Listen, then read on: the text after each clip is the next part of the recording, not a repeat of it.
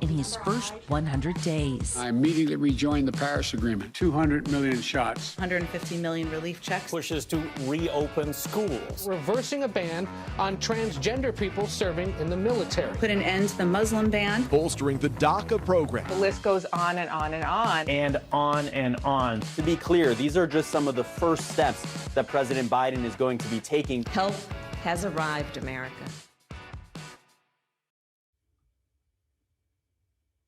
Hello, everyone. It's so good to be with you. Thank you so much for all that you do to support the DNC and our work. As chair, I can't tell you how much I appreciate the enthusiasm that brings us together for town halls like these. I'm looking forward to chatting with all of you in just a moment, but first I want to recognize my friend, Senator Tammy Duckworth of the great state of Illinois. We are lucky to have Senator Duckworth's leadership at the DNC and to count her as a vice chair. Every day, she's fighting alongside President Biden to get the country back on track, and I'm glad she's able to join us for this conversation. Now, last week, I was with President Biden in Georgia to celebrate all Democrats have been able to deliver in the first 100 days of this new administration. And in just 100 days, President Biden has proven what happens when you elect actual leaders. He got to work on getting the American Rescue Plan passed, and he fixed so many of the mistakes of the past 4 years. We are tackling the pandemic head on. President Biden took office with a global health crisis to contend with, but in 100 days, we administered more than 200 million vaccines. As of last week, more than 100 million American adults are now fully vaccinated. We are delivering much needed help to American families. We cut taxes for families with children. We also delivered 160 million relief checks.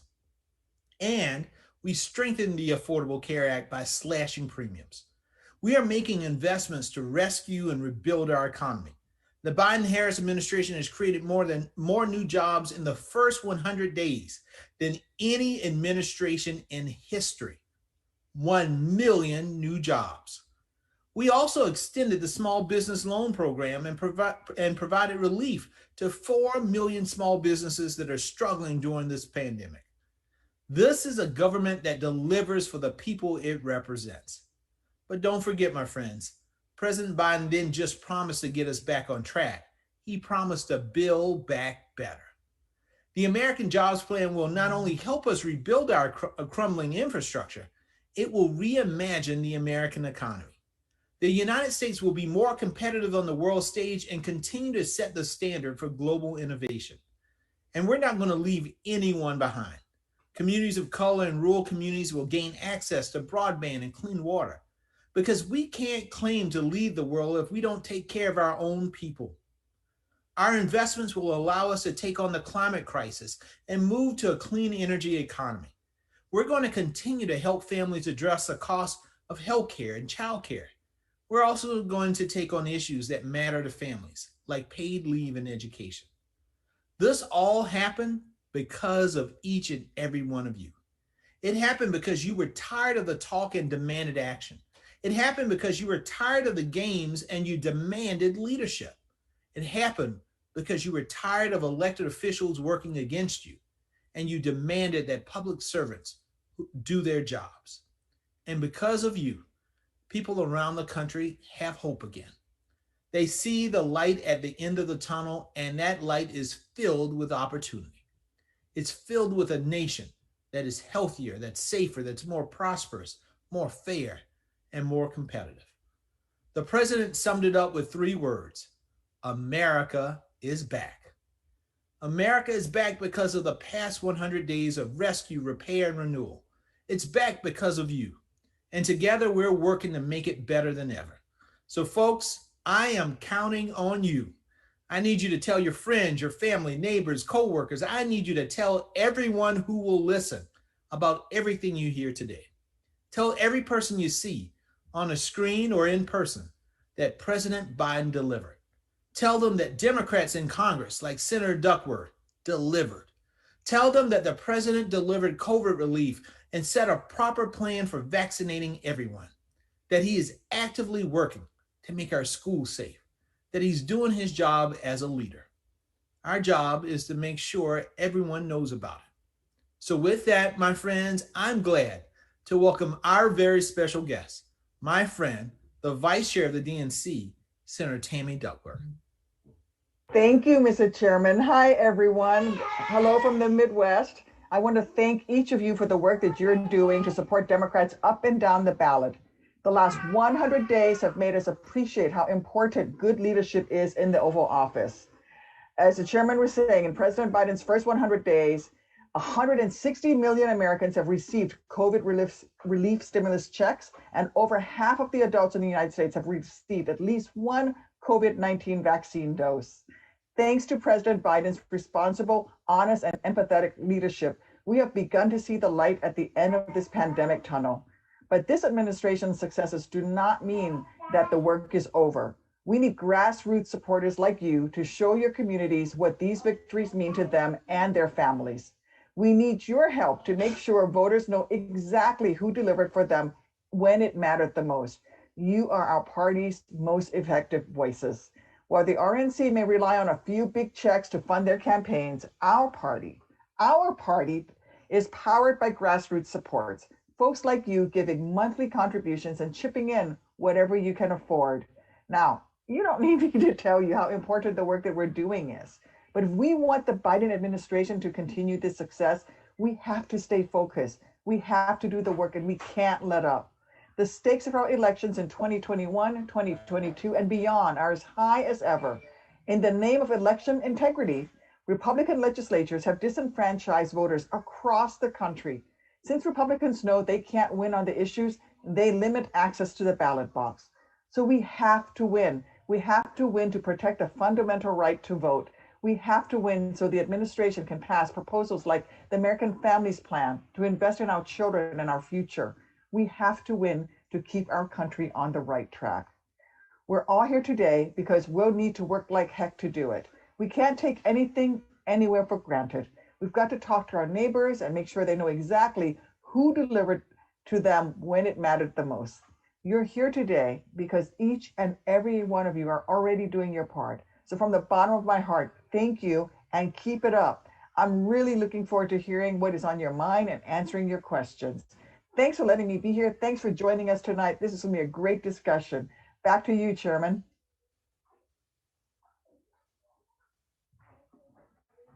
Thank you so much, Senator.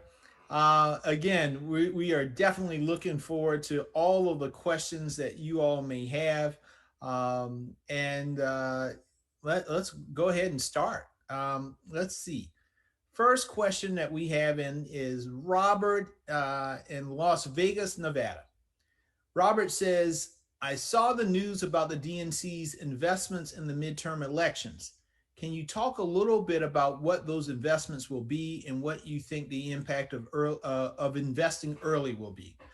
Okay, well, I'll take that one. You know, I just this past Wednesday announced unprecedented level of investment by the DNC in midterm elections. So by this year, 2021, you know, well before we get to calendar year 2022, we are going to be investing over $20 million into our battleground states. That $20 million will allow us to start coalition building earlier. And that's going to be our first and top priority. I know so many of you have heard this, and I've heard it from many of you, that you often say, why do Democrats wait until a month or 2 months before the election to come to my community, to come visit my church or what have you? We need folks on the ground now. Well, folks, we have heard you. And guess what?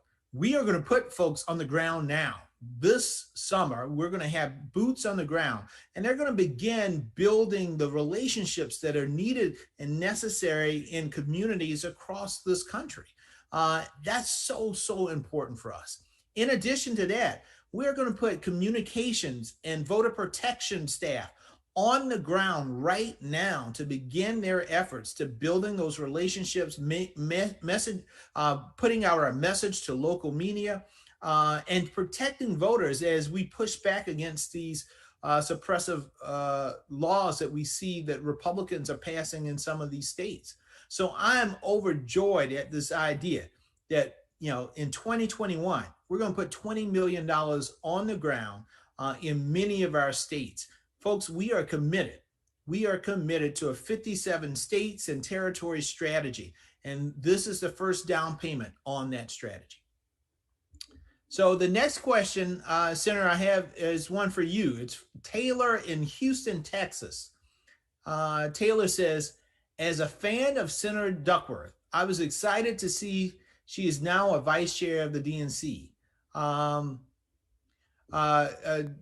Jamie and the Senator, can you talk a little bit about what the role of the vice chairs look like? And Senator, can you tell us about what you're hoping to do in this role?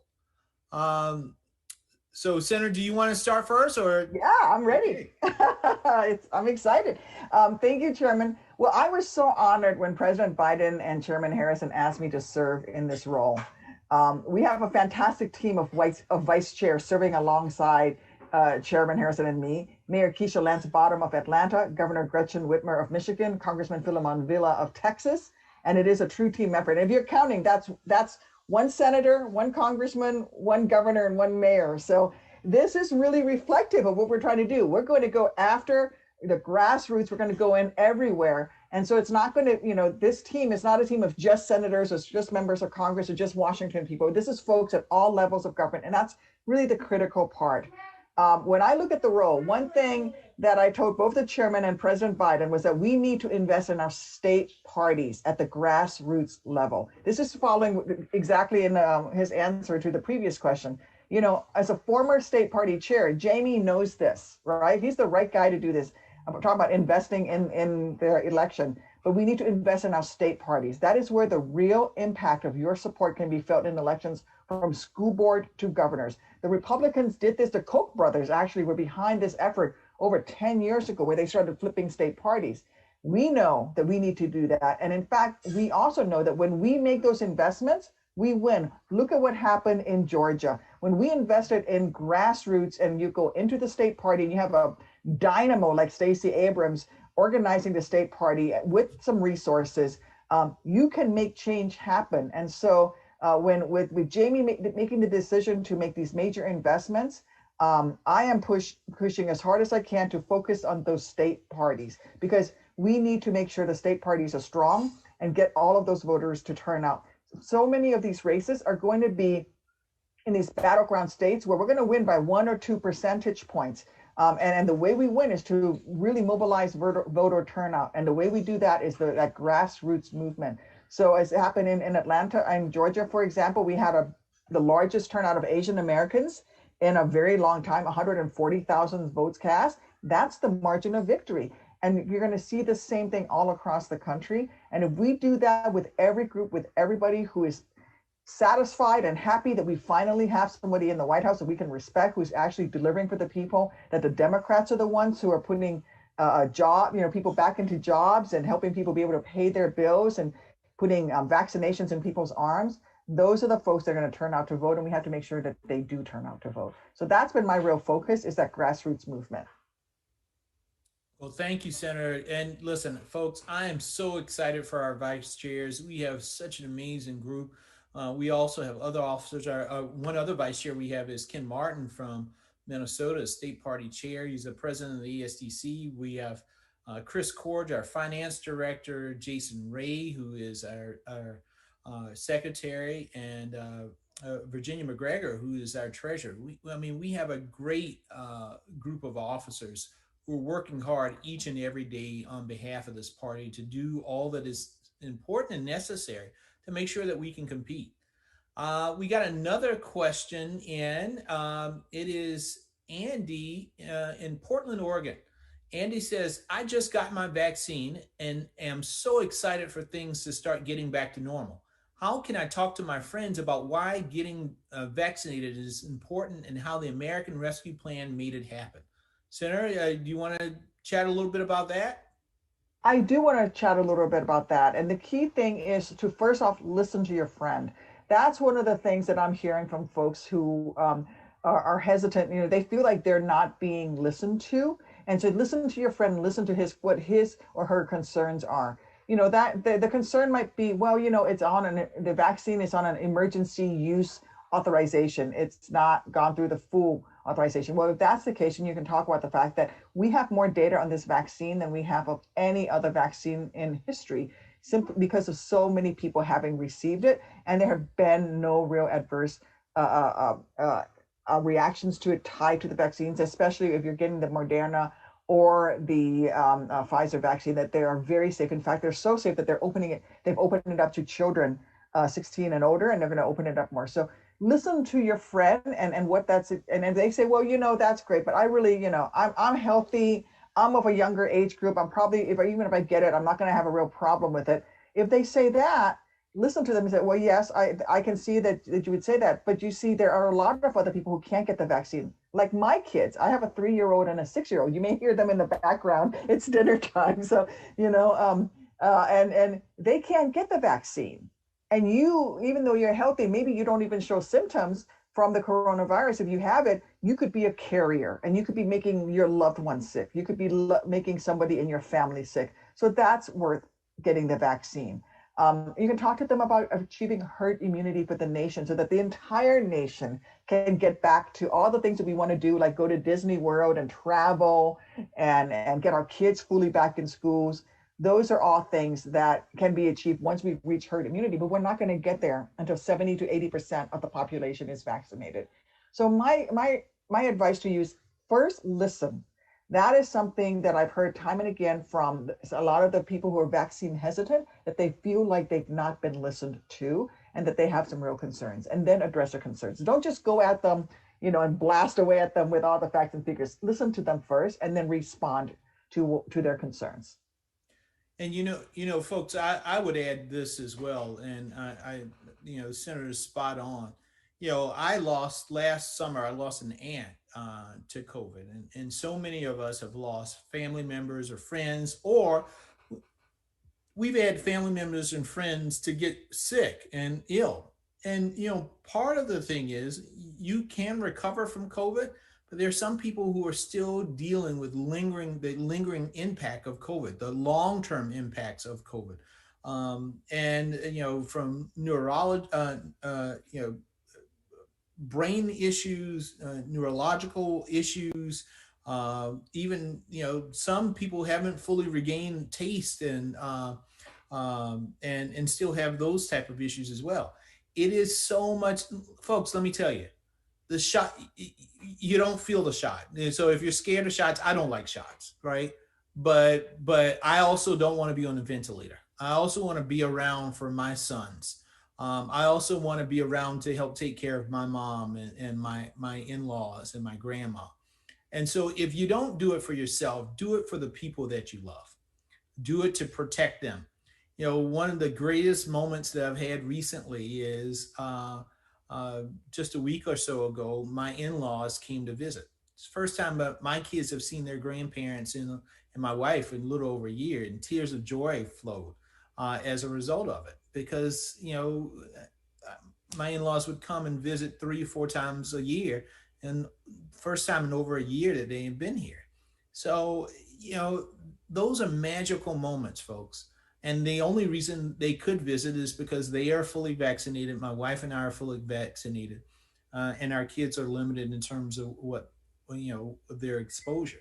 So just make sure that you're doing everything that you can to protect not only yourself, but to protect the people that you love as well. Senator, this is a great one. As you know, this is from Helen in Buffalo, New York. She says, it's AAPI Heritage Month. Happy Heritage Month to everybody. What action is Congress taking to prevent hate crimes and to protect the AAPI community? I've read a little bit about the No Hate Act and would love to hear more about what went into the bill and how it can help. And Senator, I want to congratulate you on your leadership, along with Senator Hirono, on both of you really shepherding this bill through the United States Senate and getting almost unanimous support.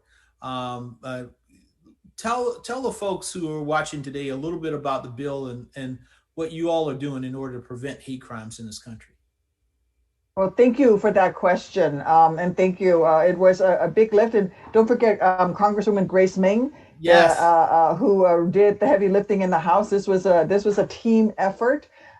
Basically, hate crimes against Asian Americans and Pacific Islanders have notoriously been underreported. And it's a group that often even law enforcement doesn't believe that AAPIs are a true minority, that we are not victims of hate crimes. There's a lack of understanding of the hate speech. People don't even realize that some of the terminology used against Asian Americans and Pacific Islanders, terms like Oriental or the J word Jap or things like that, there's many others, are actually racist terms. A lot of people don't realize that. And so these crimes get underreported. And then on top of that, the victims of AAPI hate crimes tend to be women, tend to be elderly women. Last year, for example, of the crimes that were reported, there were 3,800 instances of hate crimes against Asian Americans last year. 2/3 of them were against Asian women. And a lot of them just don't even report the hate crimes. And so what this bill does is several things. It strengthens the hate crime legislation. It includes AAPIs and recognition of the hate speech that can occur against AAPIs. It also strengthens some of the penalties for hate crimes. And another part of it that I'm very proud of is the data collection. Frankly, we don't have enough data of the crimes that have been committed against AAPIs, whether or not they were actually hate crimes after all. So, a lot of times when AAPIs are victims of criminal activity, it's just reported as a mugging or as harassment or vandalism, not as a hate crime. And a lot of times their APIs become the victim of a crime because they're being picked out by the perpetrator because of their race. They're choosing the victim based on being Asian or being an Asian woman. And so we have to recognize those as hate crimes. So there's a whole many faceted portions of this bill. What I'm really proud of is, as Jamie said, is that we got significant bipartisan support. I think 82 votes in the Senate. Some folks had left, only one person voted against it. So we're very proud that it passed with such near unanimous numbers out of the Senate. And now we can, hopefully get this law implemented, get the president to sign it, and let's start taking care of all Americans, no matter what their heritage and racial origin, identity. And yes, happy AAPI Heritage Month to everyone. And the one thing I would add, Senator, listen, if you're not a member of the AAPI community, they're still our brothers and sisters. And so let's do all that we can to protect each other, to be there for each other, to make sure that we push back against hate. That's why I've been so vocal to let folks understand, one of the last, most important bills that I worked on when I worked as a staffer on Capitol Hill was the Matthew Shepard's James Byrd hate crimes bill, which was important legislation. I remember the story when we were adding the protections for the LGBTQ community and adding sexual orientation and gender identity as protective classes. It's just important that we do all that we can to stop hate in our society. And so even if you are not a member of the community, it doesn't mean that we can't do our part to support the community and to stop the hate. Can I just add a little to that? Yes. I just want to say that the support from the Black Caucus and the Hispanic Caucus in the House and the Senate has been tremendous during this time of real violence and real suffering within the AAPI community. And it really, for me, there's like there's silver linings and these big clouds, and there are horrible things that have happened. But the fact of the matter is, last summer, I learned to be an ally to the Black community when we were all out there protesting for racial justice. And I learned from that process, and I listened actually to a lot of my staff members who were really on the front lines talking about how they had cousins and brothers who were, stopped and arrested just for being young Black men driving a car in St. Louis. And I learned to be an ally and to listen to them. And then when the AAPI community started coming under attack, it was so moving to me. that the Black community came forward, the Hispanic Latinx community came forward and stood as allies with us. And I, you know, and in the caucus, you know, it's almost all it's the Democrats. It's been really tremendous to have the Black caucus and the Hispanic caucus come forward and really lend support for Maisie and myself and Grace Meng and lift up the AAPI caucus. And actually with their help was how we were able to get this legislation through. So we have to stand with one another. You're absolutely right, Janie. Yeah. We got another question. This one is from New Orleans, Louisiana, Natalie. Natalie says, I can't believe we are already gearing up for the midterm elections. Natalie, I can't believe that either. What are the most important things I can do now as a DNC supporter to make sure we win in 2022? Well, you know, one of the things I would say, Natalie, is make sure that in New Orleans, in Louisiana, you have a great Louisiana Democratic Party there. Make sure that you reach out to the Louisiana Democratic Party, sign up to be a volunteer, or learn more about I'm sure they're going to have a convention this year, maybe virtual. Precinct reorganizations are taking place all across the country. So think about becoming an officer in your precinct. Of course, you can always volunteer for to assist with elections. You know, you can do phones, you know, you could do it in a COVID safe manner. And also, you know, listen, donations are also really important on a local level and also on a national level. So there's a lot of ways that you can get involved. You can even think about running for office yourself if that's something that you've been thinking about.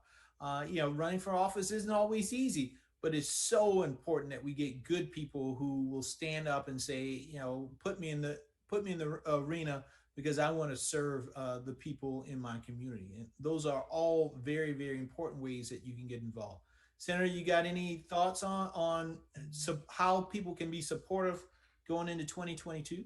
Well, everything that you said, Chairman, and talk to people. We need to take credit. Democrats need to take credit for what we have delivered for the American people. Not a single Republican senator voted for the American Rescue Plan. So you can talk to people when you're standing in the grocery aisle, when you are at church, when you are on a Zoom conference call. If somebody, you know, talked about how they got their check, say, well, that's thanks to the Democrats. The Democrats got that to you. When they got the vaccines, it was because the Democrats voted for that extra $20 billion to get vaccines distributed.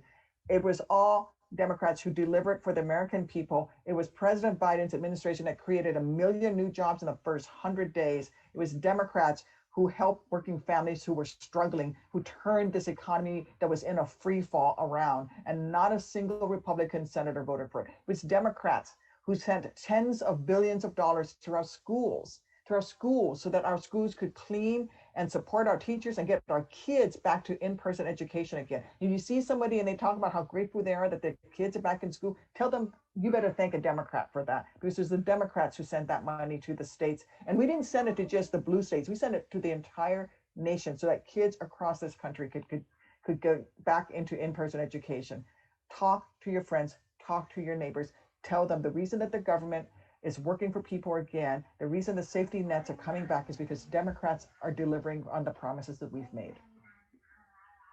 Amen to that. Our next question is from Sheila in Knoxville, Tennessee. Sheila says, it seems like every day I read or hear about another bill in state legislatures that will make it harder for people to vote. What are some of the things the DNC and elected Democrats are doing to push back against us? What can we do to support that work? Senator, would you like to talk about what you all are doing in the Senate and in Congress? Yes, I will talk about the bill. So there's the House Bill 1 and then Senate Bill 1. You know, this is legislation that basically would protect people's voting rights. It's a new Voting Rights Act. You know, the Voting Rights Act was gutted by the Supreme Court, by the conservative Supreme Court, and we are restoring the Voting Rights Act.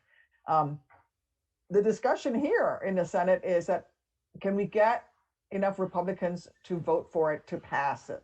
You would think, yes, you would think that Republicans would actually come and say, yeah, I want to protect people's rights to votes, right? But I don't know. I don't know if we're going to get those votes. And if that's not going to happen, then I will tell you this Democratic senator is willing to vote to protect the rights of people to cast their ballot before I protect the rights of senators to mount a filibuster. So will be supportive of filibuster reform and go with the 51 vote majority in order to pass a new Voting Rights Act. It's that critical. I didn't spend 23 years in the Army, and wearing my uniform of my country in foreign nations, helping them defend their democracies, only to see the democratic rights that are enshrined in our Constitution of people to cast a ballot to be being taken away from them in my own country.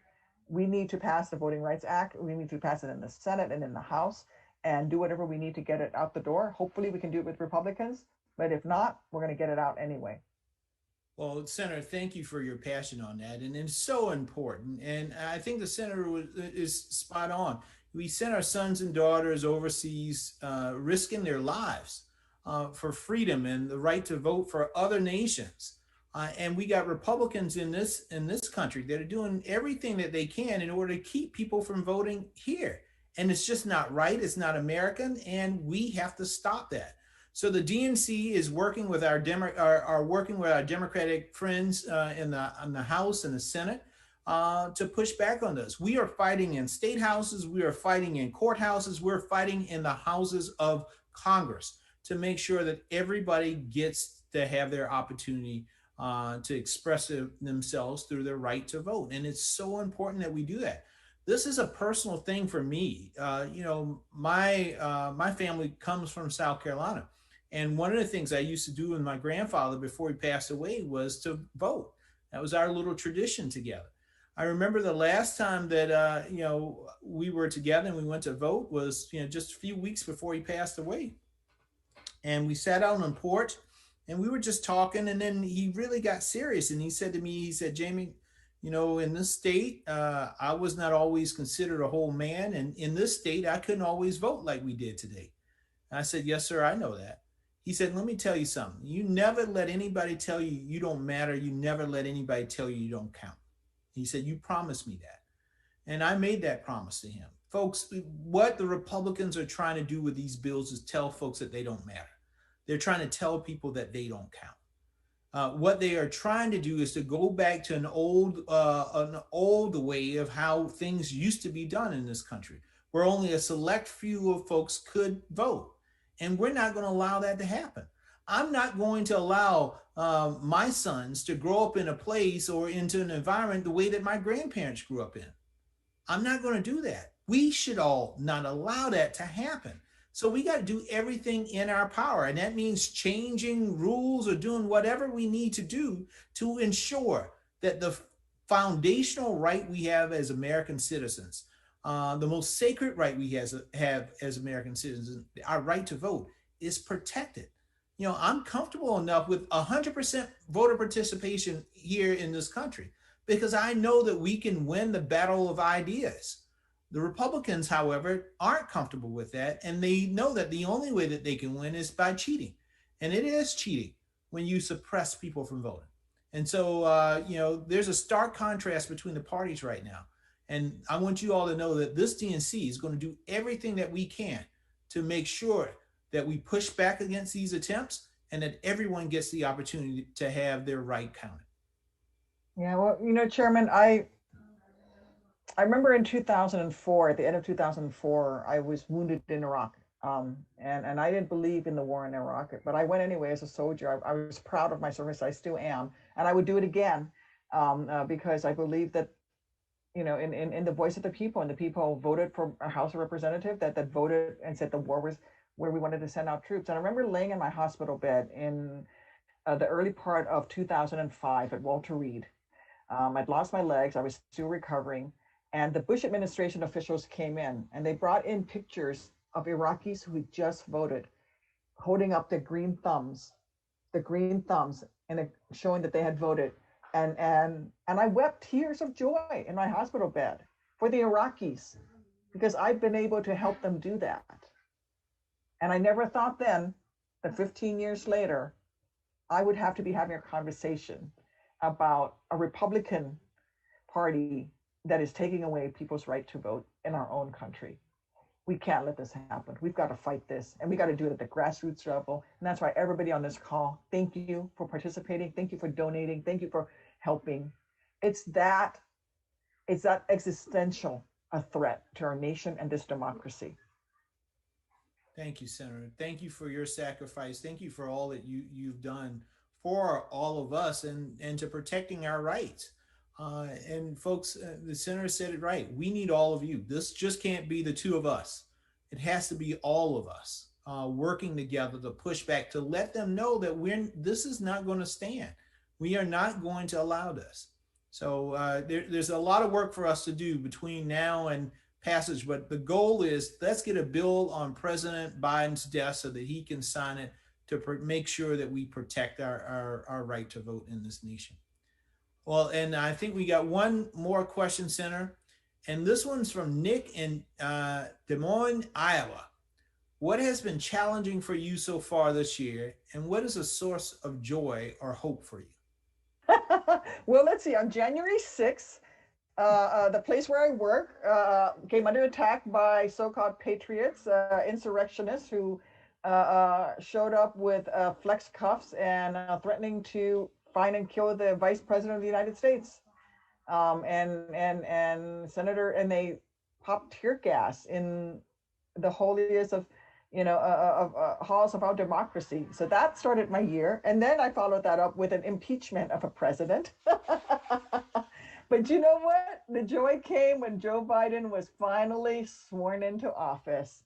And it was a beautiful day. I got to be there when he was sworn in. And then we rolled up our sleeves and got to work. And we were able to pass legislation, the American Rescue Plan. We were able to help Americans and turn things around. And just to watch the fear of Americans turn to joy as people got their vaccines, as people started going back to work, as I see my neighbors running outside, exercising again, as I see as kids start going back to school in person, even if it's only a couple of days a week. That all is jazzing me up and getting me excited. It's what the joy in my life. I mean, there's two joys. One, my girls, my beautiful two girls, 3 and 6, who are hilarious and funny every single day. And the other is the fact that I finally am getting to do my job as a United States Senator and delivering for the people of this country, because we're finally in the majority and we're finally able to pass good legislation that makes a difference in people's lives. That's, helping people pay their bills, putting vaccines in people's arms, making investments in this country's future with an infrastructure plan. We passed my drinking water and wastewater legislation last week. I'm so proud of that. I've been working on that since Flint, Michigan happened. And I watched a woman hold up a baby bottle with brown water in it, showing me that that's what she had to feed her baby to make formula with. So what's giving me joy right now are my two girls and the fact that I can actually do my job finally, because we have the majority. Please help me keep this majority. Help bring me back in 2020, but help us keep this majority, and so that we can keep delivering for the American people. Well, Senator, in many ways, I think the challenge and the joys, our challenges and joys are very similar.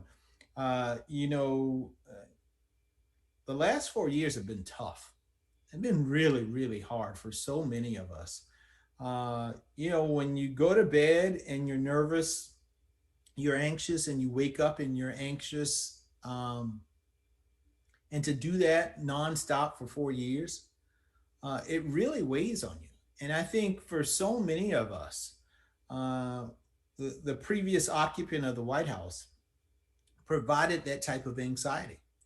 And what made the anxiety even worse was knowing that where you thought that you had three branches of government and they would all be checks on each other, when you had the House and the Senate being controlled by the Republicans, who allowed this man to, he was almost like a toddler in and of himself. We got kids around the same age. I have a 6-year-old and a 2-year-old.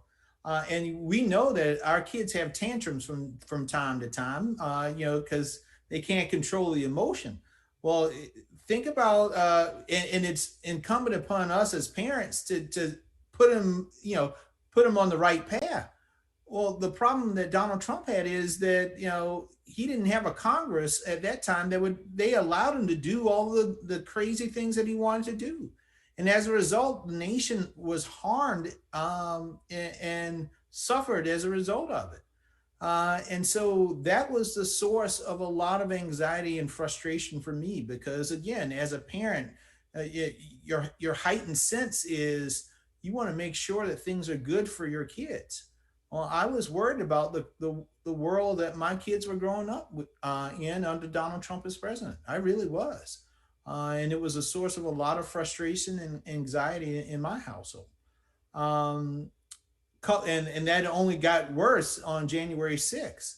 But there was also a lot of joy too, to see John Ossoff and Raphael Warnock win those Senate seats in Georgia, and then to follow that up with Joe Biden and Kamala Harris taking the oath of office, and then to pass the American Rescue Plan, where we saw so much happiness in the American people because finally we had a government that was listening to them. And finally, we had a government that was there for them in their greatest time of need. That was tremendous. And so that gives me hope that things can get better, hope that that better days are coming down the pike, hope that we can tackle this pandemic that we're in. I remember back then when Dr. Fauci was saying that we would not be where we are right now until maybe the winter of this year or the spring of next year. But look at where we are now. And that's thanks to real leadership in the White House and in Congress that can work together. I've heard from governors that I talked to, and they said there has been such a difference in working with this administration as opposed to working with the last.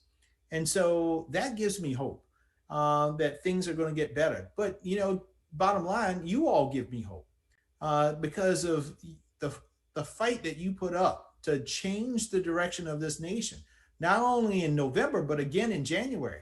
We just got to continue that effort and that energy and pour it into the 2022, make sure that Senator Duckworth has more colleagues in the Senate and to grow that majority to get even more things done. Let's keep our House majority, and let's add more governorships and governors and add more to legislatures. If we can do that, folks, we will be on an even better path. So with that, Senator, those are all my questions. So I want to thank you for being on, and I want to turn it to you for any closing remarks that you may have. Well, thank you so much, Chairman Harrison, and to all of you on this call for this fantastic discussion. I am fired up. As we discussed throughout tonight, the support of everyone on this call is so critical in our efforts to win races for local, state, and federal levels. Investments like that new $20 million effort in our 50-state strategy that Jamie announced today would not have been possible without your support. So when you do get that next email, text, call, or piece of mail, know that we are on the other end of the line and right there with you in this effort. We can't do it without you. I hope everybody has a wonderful night. I hope that you get to hug the babies in your life and that you've been vaccinated and you get to go hug all those family members you haven't seen in a year. Back to you, Chairman. Thank you, Senator. Again, thank you for everything that you do for us, not only at the DNC, but what you do for the nation. You have, when I think of folks who have sacrificed so much for freedom and opportunity, I think of you, Senator. You are a tremendous public servant. You are a tremendous mother, and you're a great friend. So thank you again for everything that you have done. And thank you all. I can't say thank you enough for the grassroots support that you have given this party, not only this previous election cycle, but so many election cycles prior. And what I know that you all will do as we move into 2022. This is your party. And I want you to know that we are here for you, that we are working on behalf of you and your families and your communities. Because ultimately, my friends, everybody in this nation wants to be seen. Everybody in this nation wants to be heard. Everybody in this nation wants to be valued, and they want somebody to fight for them. That's what we do in the Democratic Party. We don't pick and choose winners. We want to fight for everybody to make sure that we all get the opportunity to live the American dream. And so I want to thank you again for the support you give to the DNC. We don't take it for granted. It is valued. And we will utilize your support, either through your phone calls, your door knocks, or the money that you send to the DNC to make sure that we get even more Democrats elected up and down the ballot in all of our states, in DC, in the territories, and our Democrats abroad. So again, thank you all. Looking forward to future conversations. But in the meantime, make sure if you haven't gotten that vaccine, get vaccinated, wear your mask, stay safe, and take care of each other.